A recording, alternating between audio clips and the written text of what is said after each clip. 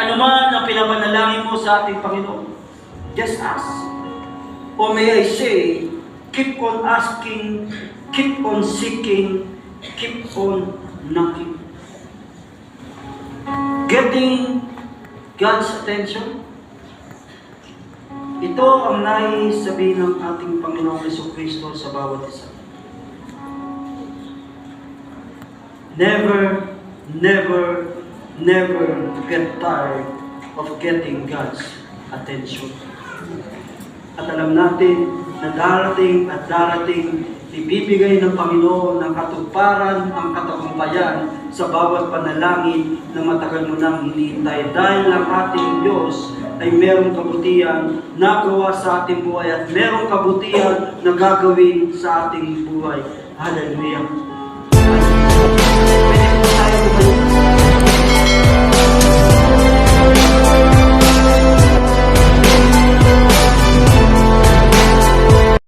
Pakiramdam natin, hindi na tayo nakikilala ng ating Panginoon kapag ang panalangin natin ay hindi po natutupad.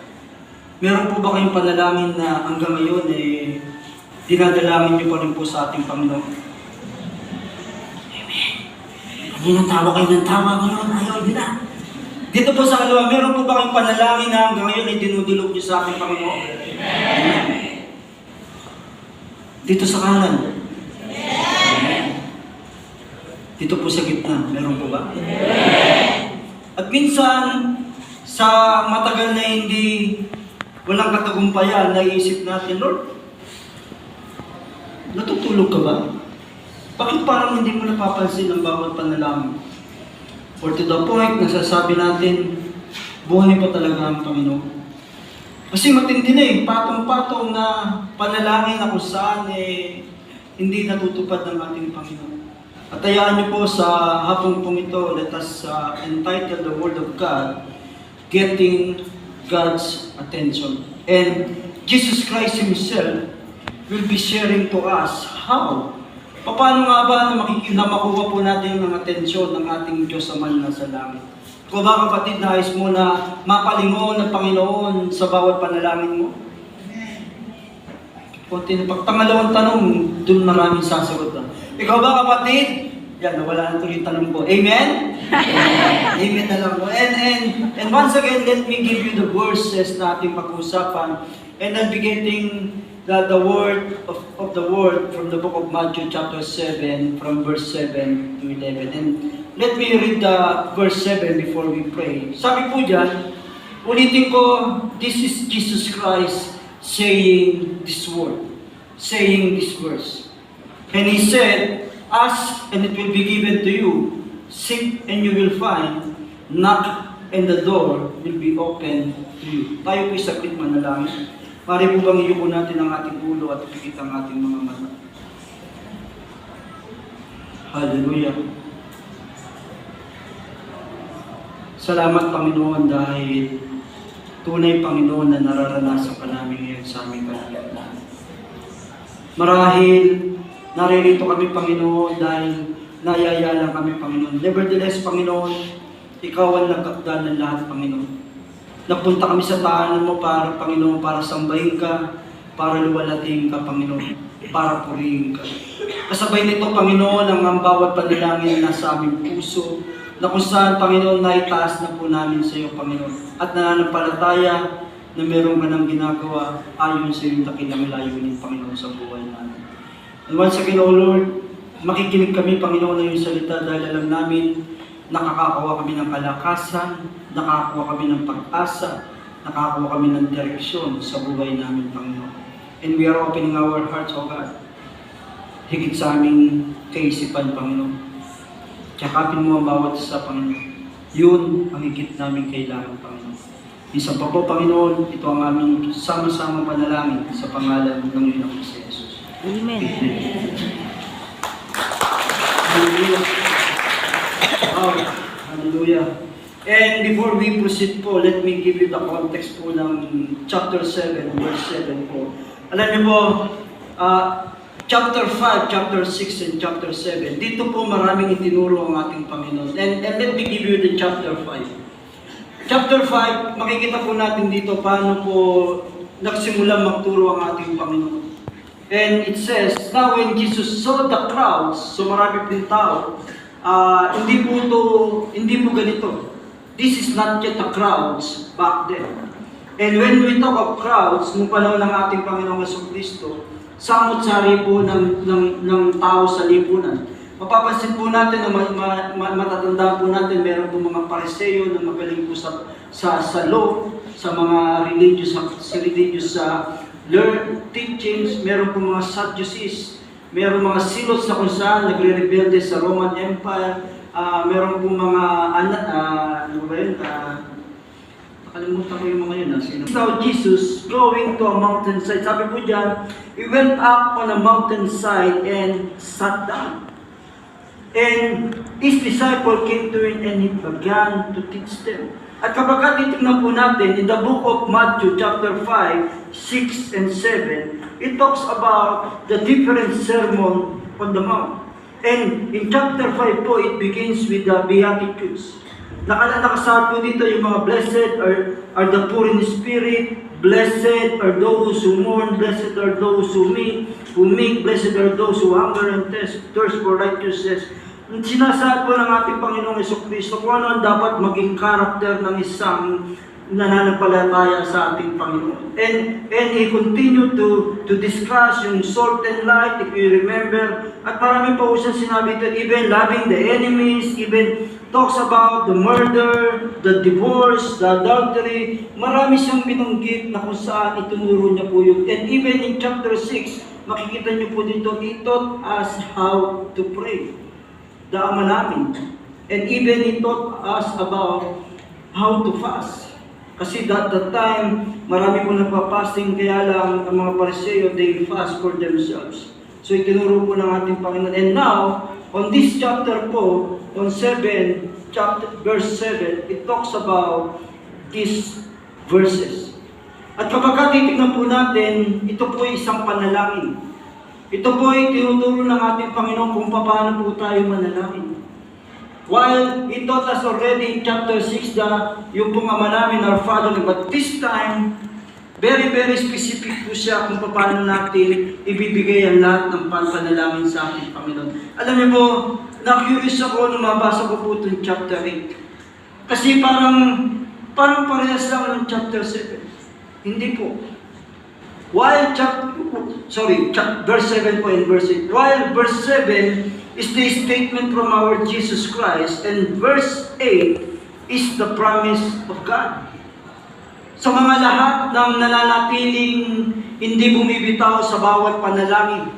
Sabi po diyan, for everyone. Ikaw ba yung kapatid na hanggang ngayon hawak-hawak mo ang bawat panalangin para sa Panginoon, para sa buhay mo? Amen? Dito lang, paano na lang kakausapin ko. O ikaw yung tao na bumitaw na. At ngayon, sinasabi ng Panginoon to the one. Nagiging personalized ang kanyang pagkasabi dito kasi pangako niya to. Kaya kapag babasahin po natin to, para sa atin to. Para sa ito, kapatid. While He is saying to the crowd, but He is now referring to each and every one of us. And He continued to the one. Ikaw at ako. Sa lahat ng nananatili pa rin sa panalangin, and even sa lahat ng bumitaw na, o sa lahat ng pabitaw na sa panalangin. Dahil nga nakakapagod. Hindi po ba kapag meron tayong panalangin at hindi binibigay ng ating Panginoon, kahit naghihintay lang tayo, napapagod tayo? Mahirap yata maghintay sa tao. Hindi po ba? Kapag nga naghihintay tayo, 1 minuto pa lang, inip na inip ka na. At yun din po sa panalangin. May mga pagkakataon na kung saan isip mo na ibigay na ng Panginoon, but still, binibigyan tayo ng pagkakataon na kung saan manampalataya pa rin sa ating Panginoon. Ang bawat panalangin natin, it is either yes or no. Yes and no. And when we talk of no, it means hindi para sa atin yun. And there's a waiting na kung saan tinuturuan tayong maghintay.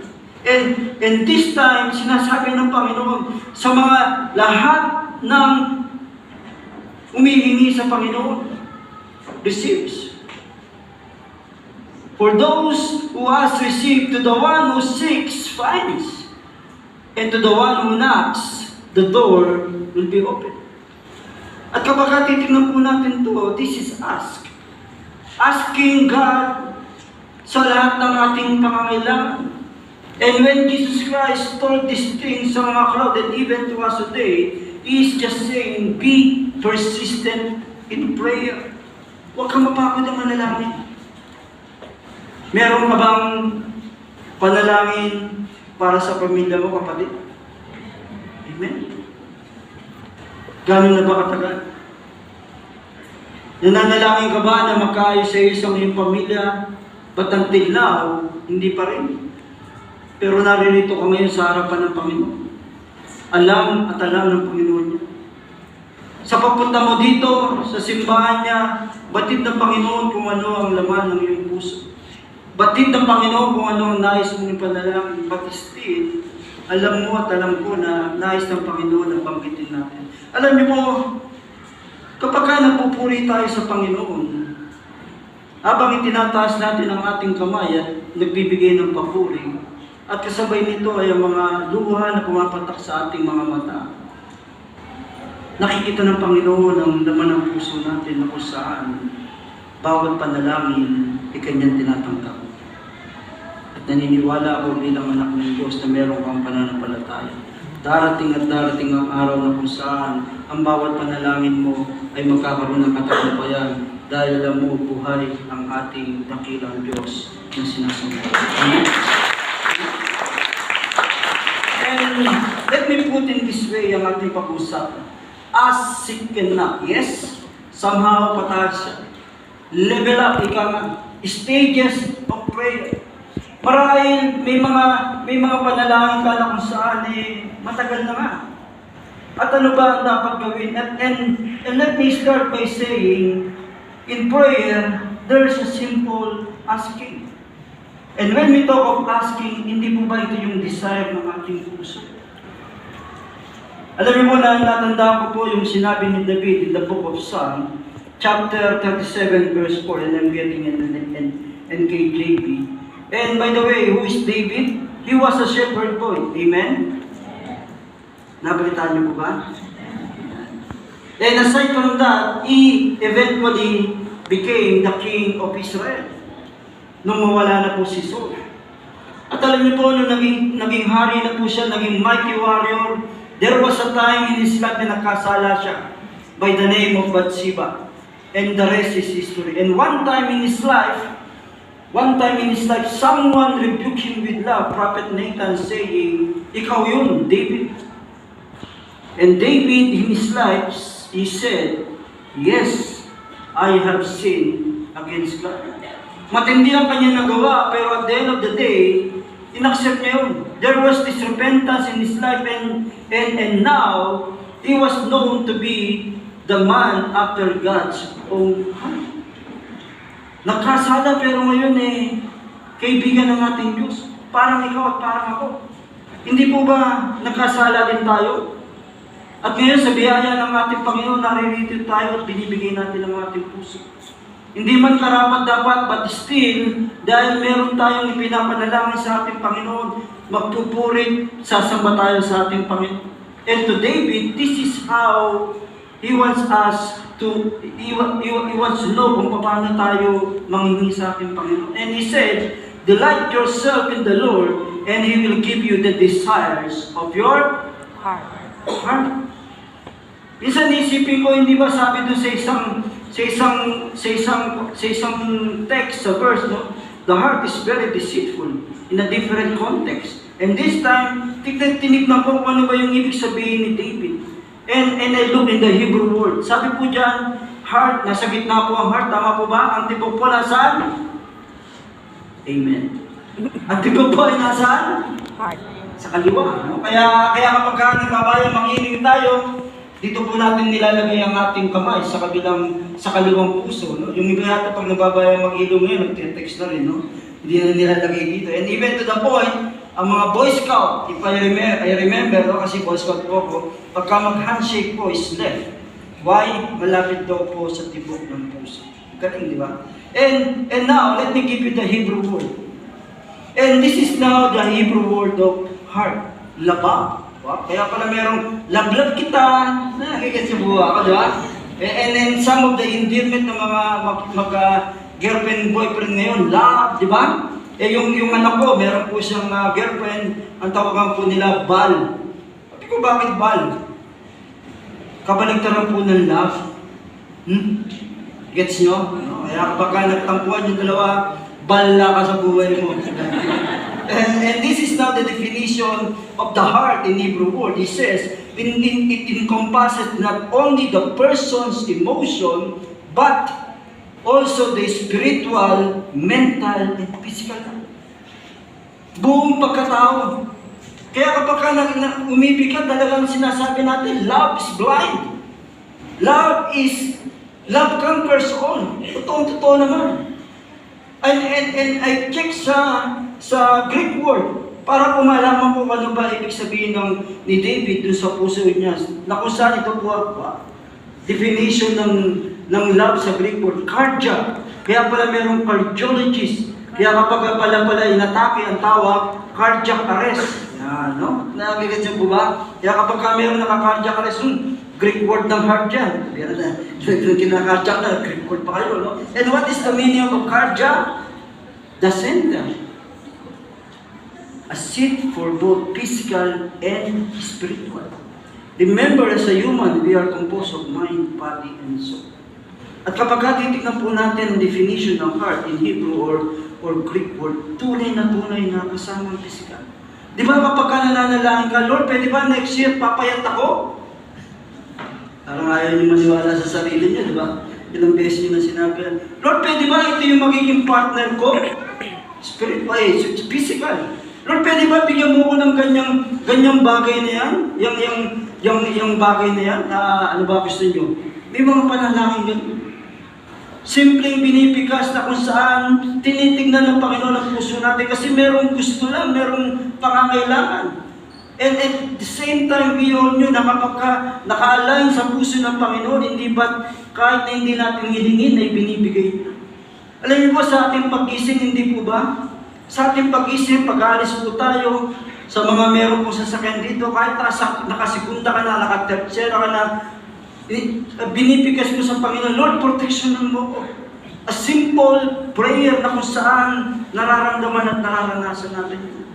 Even sa mga magko-commute, di ba? Pagkakit mo ng jeep, nakapagbayad ka na, doon ka palang mananalangin, but still, you have that prayer, a simple prayer, Lord, proteksyonan mo ko.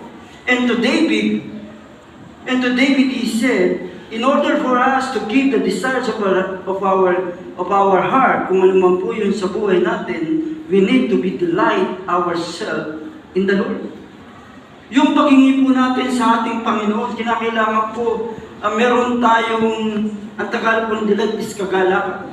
And when we define delight, this is the definition of delight. The high degree of gratification. Hindi lang simpleng pasasalamat, kundi matinding pasasalamat. Kapag pala nangingi tayo sa Panginoon, hindi po pwede yung nagmamaktol. Amen? Hindi po pwede yung nagmumurmur. Walang kagalakan, walang pasasalamat doon.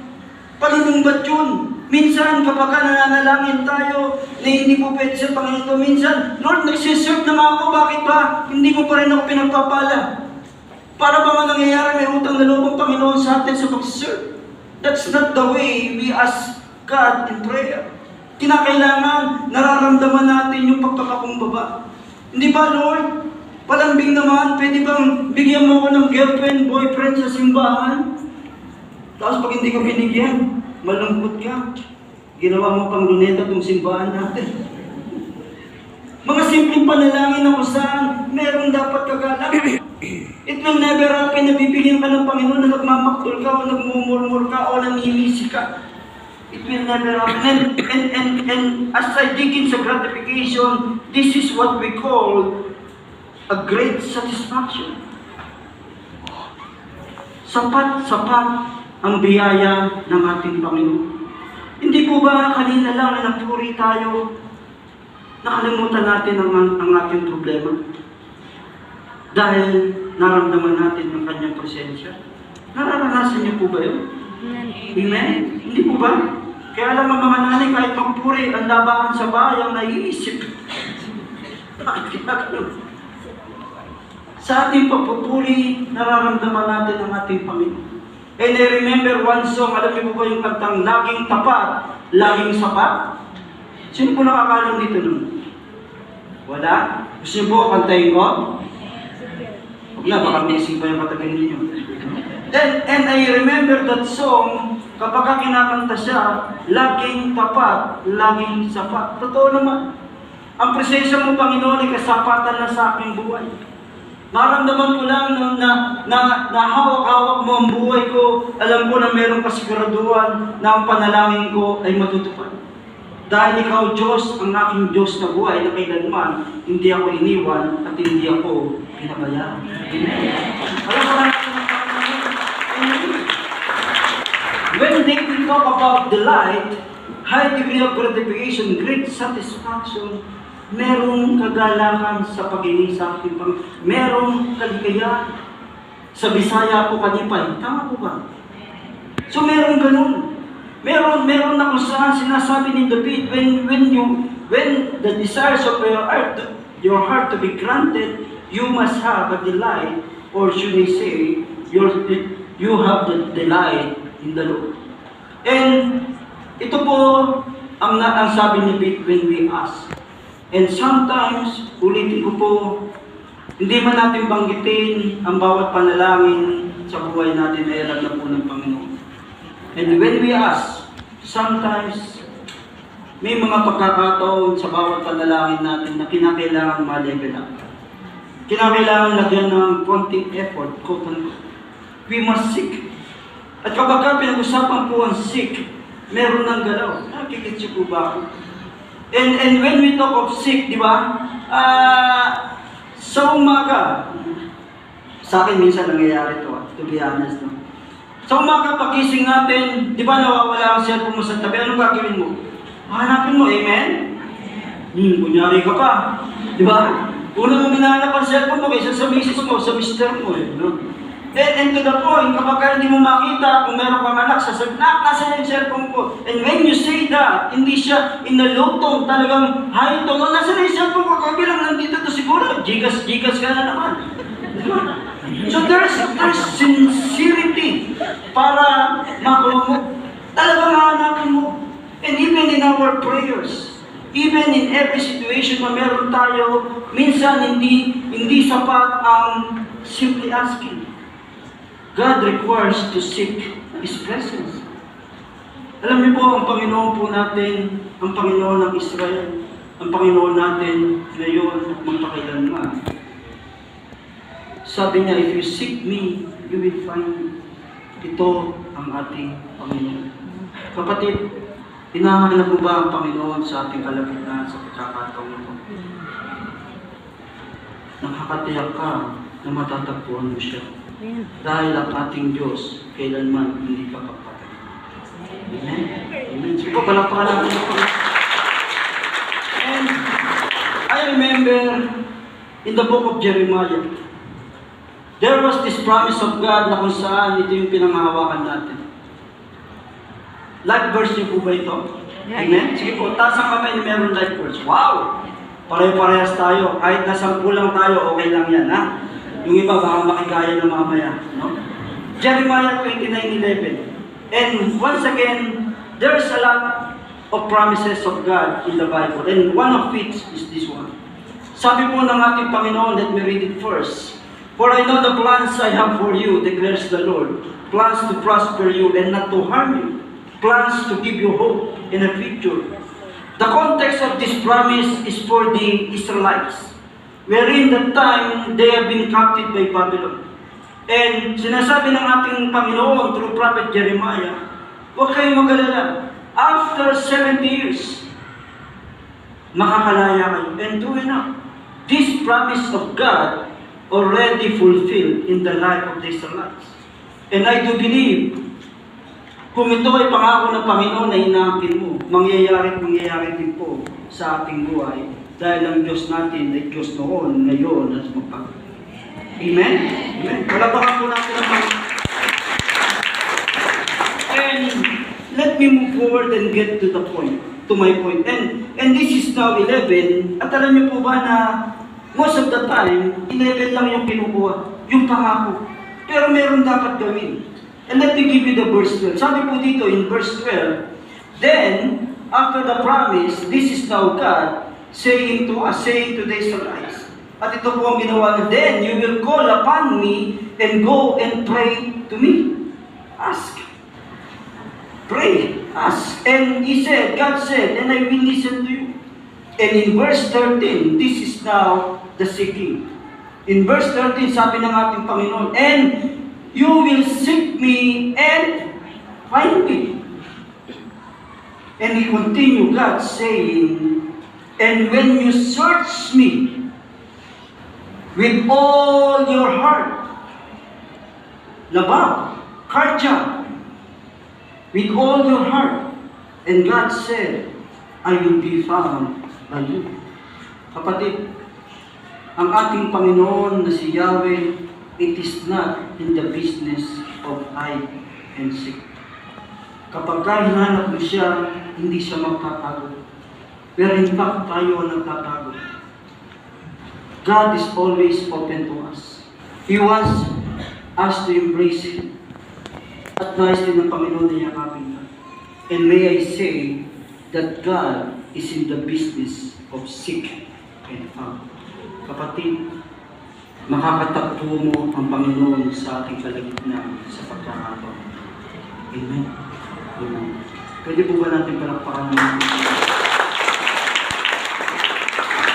And another verse from the New Testament. Kanina po, it came from the Old Testament. And another seek in the New Testament. And may I put, ito na po. Sino po may live verse dito sa Matthew 6:33? Sige po, taas yung file.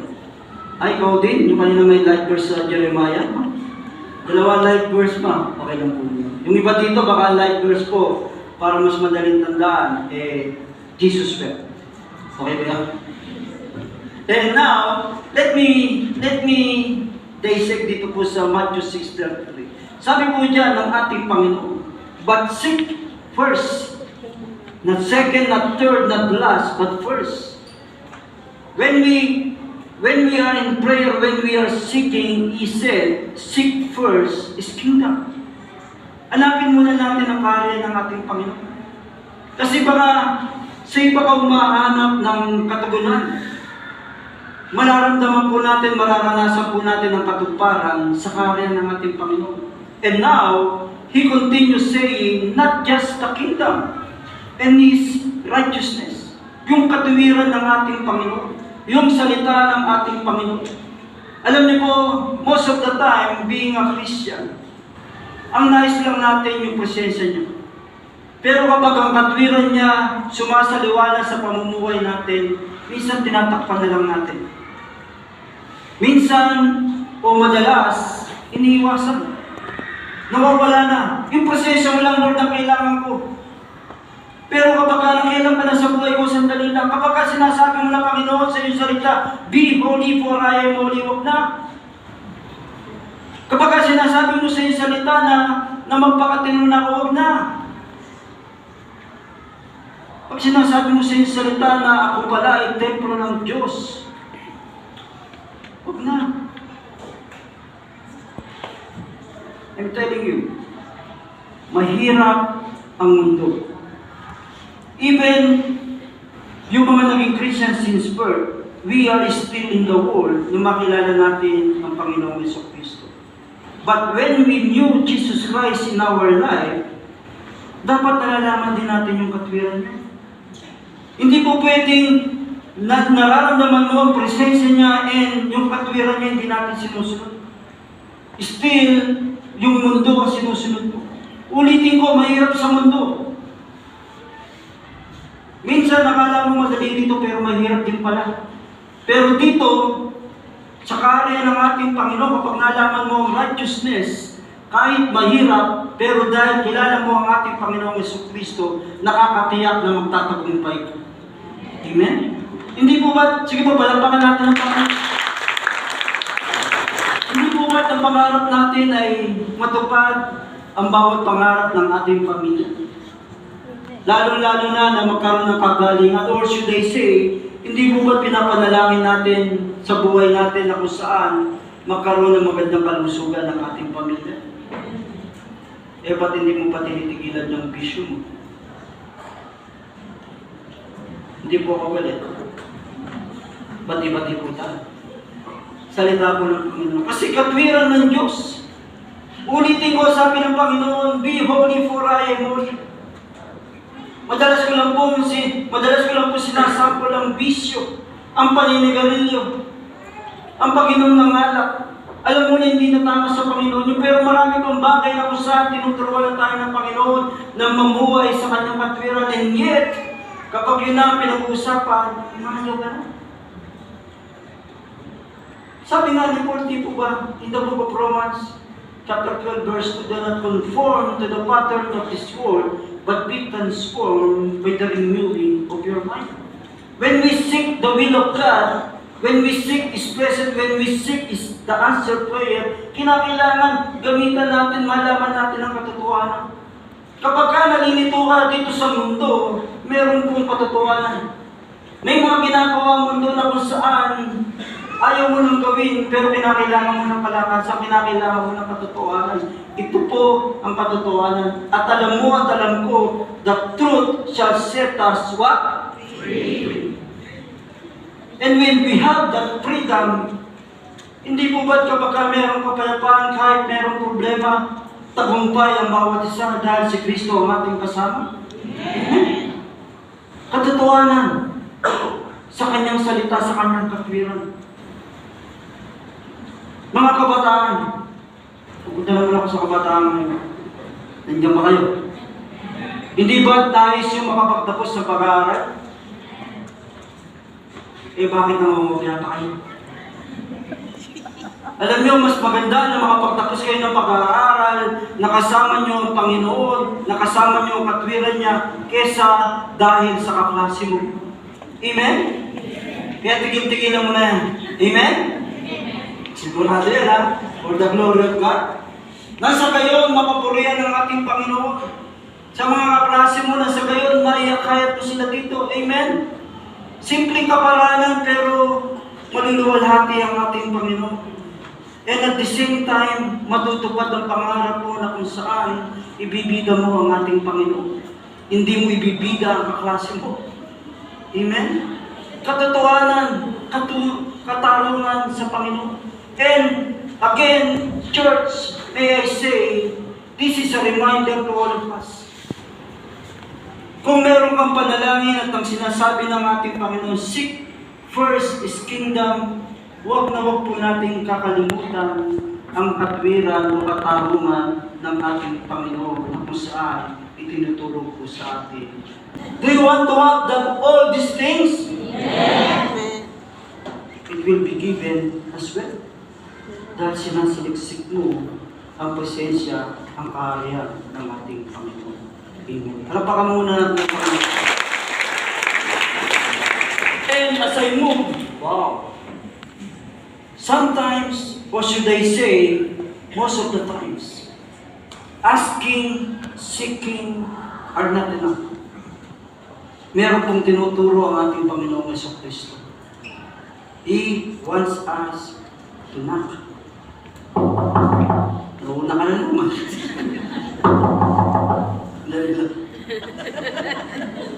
Hindi po ba, kapag ka isang katok lang, posibleng hindi ka pagbuksan? Tama po ba? Kinakailangan maraming katok. Sige, damihan mo lang. Halina ka kaya. And then when we knock, hindi lang kamay ang nagbibigay ng pwersa, kundi buong katawan. When we knock, hindi lang, kundi pati pa, gusto mo mang tungkulin yung pinto. And remember, those times back in Israel, hindi pa uso ang kahoy na pinto. Puro bato pa noon. Tama ko ba?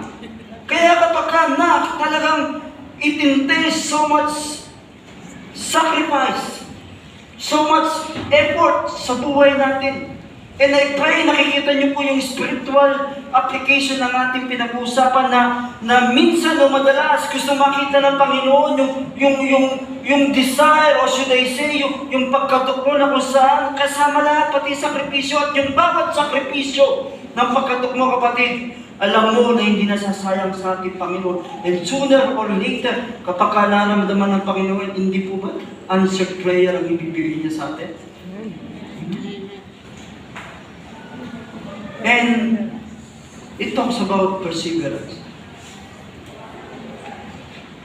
And let me define perseverance in Google. Perseverance means being persistent in doing something despite of difficulty in achieving success. Gusto mo ba magtagumpay, kapatid? Dito sa kabila, ayaw, no? Gusto niyo po ba magtagumpay, kapatid? Sa susunod nga, magpalitan kayo, ha? Para hindi ako magka-stiff neck. Gusto natin. We must persevere. And let me give you another definition of perseverance. It is the effort required to do something and keep doing it until the end. Kahit na mahirap. Ikaw ba ito, kapatid? Na hanggang ngayon, hindi pa rin binibitawan ng panalangin na meron ka para sa pamilya mo. Amen? And let me define perseverance in the Bible. Do you have faith in Him? Can I ask it again? Meron ka bang pananampalataya sa ating Panginoon? Amen. It will be tested. Our faith, your faith, will be put into test. Minsan, ayaw natin mangyari, pero para makita ng Panginoon o maramdaman ng Panginoon yung pagtitiwala at pagsunod natin sa Kanya. Para makita ng Panginoon how sincere, how persevere sa bawat panalangin na meron ka. And the testing of faith, sabi sa Bible, it will definitely produce perseverance. Kaya pala merong pagsubok. And God allowed the things to happen. God allowed to test our faith. At sa totoo lang, hindi lang nangyayari sa atin ngayon. Nangyari nung kapanahunan ng mga forefathers, nila Abraham, Moses, Jacob, Joshua. Their faith has been tested also. And to James, wow. Ito yung sabi ni James. Let me give you the verse 2 to 4 when it comes to perseverance, and let us pause for verse 3. Alam niyo si James, paborito ko itong apostol. Kaya pagdating ko sa langit, hanapin ko agad ito. Kasi, salamat sa mga isinulat niya. Kasi nababalidate niya ang mga sitwasyon na nararanasan natin. To the point, nababanggit niya na kung saan, ito rin yung naranasan ko. Alam niyo po sa verse 3 kapag nananamin natin, and let me read it first. Because you know that the testing of your faith produces what? And now I realize, si James, sinasabi niya sa atin to, si James, pinapaalala niya sa atin to, na yung bawat test ng faith natin will have perseverance. Kasi sabi niya ganyan, because you know.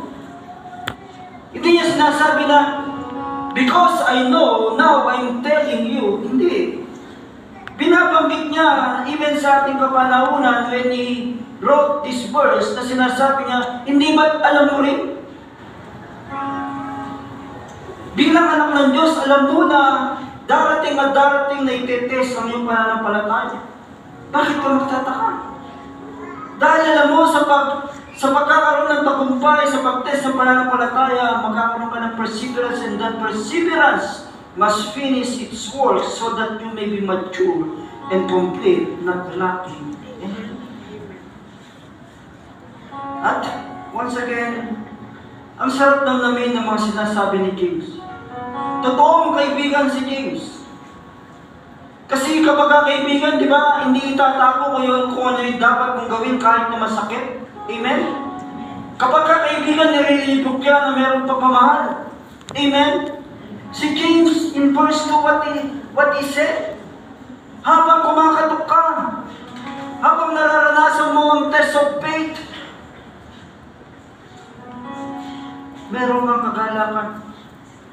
Harapin mo ang bawat problema, ang bawat pagsubok mo, kahit ano pa man yan, madali, medyo madali, mahirap, mas mahirap, pinakamahirap, harapin mo na merong kagalakan sa puso mo. This is James. Thank you. Salamat na kung saan. Oo, ano? Kaya mas lalo tayong mag-persevere. Dahil alam natin na may mangyayari sa bawat katok natin sa ating Panginoon. And this is how I define, and I do believe, this is how we define perseverance. It is all about not giving up. Hallelujah. Para sa pamilya, para sa mga anak, diba, mga magulang, gagawin ang lahat para mapakain ng mga anak. Alam niyo ba yung mga anak? Kayo, may load kami, wala. Pero masaya kami. Dahil naibibigay namin ang dapat ibigay natin. Nagagawa namin kahit na hindi na namin kaya. Sa mga katatayan, minsan tahimik na lang tayo. Dahil may mga bagay na hindi tayo magawa sa ating pamilya. And to the point, we say to God, Lord, huwag mo kami pababayaan, ha? The desires of our heart, being a parent. Palagi natin iniisip ang ating mga anak, ang ating pamilya, kaya hindi tayo bumibitaw. Sa mga kabataan na narito, salamat po dahil kung bakit kayo narito, ayaw nyo rin bumitaw, di ba? Ayaw. Kasi para din sa mga magulang. Hindi nyo ba nasasabi sa inyong mga magulang na mahal namin kayo, tay? Yung pagpunta nyo dito at sinisiksik ninyo ang inyong sarili sa presensya ng Panginoon.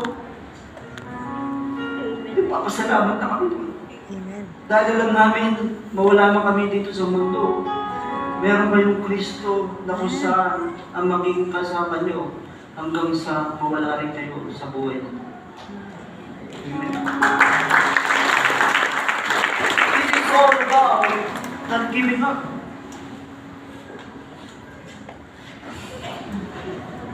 And how Jesus Christ and this message in the Sermon on the Mount. Paano niya tinapos ang mensahe niyang ganito? Let me give you the verse 9 to 11. In verse 9 to 11, before I show it to you, this is how Jesus Christ ended this message by reminding the Israelites, the crowd, how good is the Father in heaven. Merong kabutihan na ginawa ng Panginoon sa buhay nila at naniniwala ako na meron din kabutihan na ginawa ng Panginoon sa buhay ng bawat isa naririto. Bakit ngayon ka pa magdududa sa panalangin mo sa Panginoon? And let me also end this message in verse 9 to 11. And this is Jesus Christ asking to the crowd, which of you, if your son asks for a bread, will give him a stone? Magulang, nandiyan po kayo? Kapag ang anak natin ay nangingi ng tinapay, bibigyan mo ba ng bato? Pwede po pakisagot. Hindi. Hindi ba't kapag ka nangingi ng tinapay, baka bigyan mo pa ng palaman? Amen. I pray na nararamdaman niyo rin ang kabutihan ng ating Panginoon. Diba? Kung pwede lang mag-request ng palaman, pwede ba, Lord, cheese whiz? Masyadong juicy. O sige, peanut butter lang, Lord, basta merong mani. Meron bang peanut butter na walang mani? Or, sabi sa verse 10, or if he asks for a fish, we'll give him a snake. Isda, bibigyan mo ng ahas. Nasobra yata yung let's go.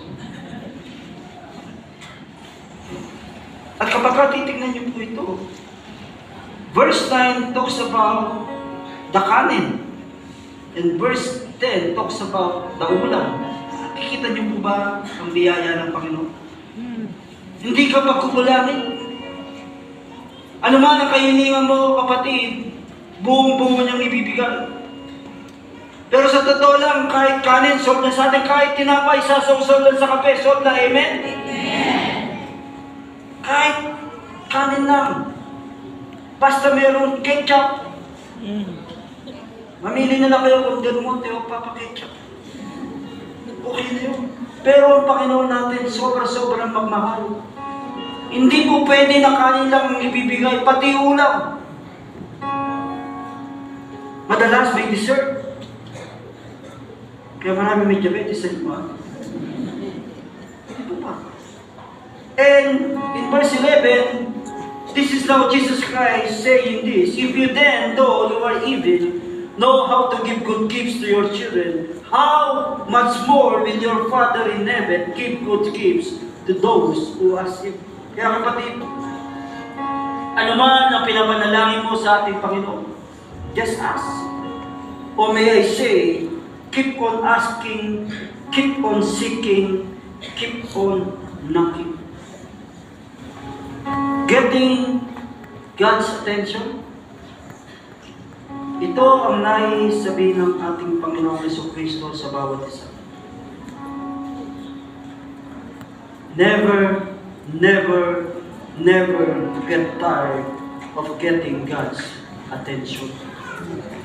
At alam natin na darating at darating, ibibigay ng Panginoon ng katuparan, ang katagumpayan sa bawat panalangin na matagal mo nang hinihintay. Dahil ang ating Diyos ay merong kabutihan na gawa sa ating buhay at merong kabutihan na gagawin sa ating buhay. Hallelujah! Hallelujah! Pwede po ba tayong tumayo?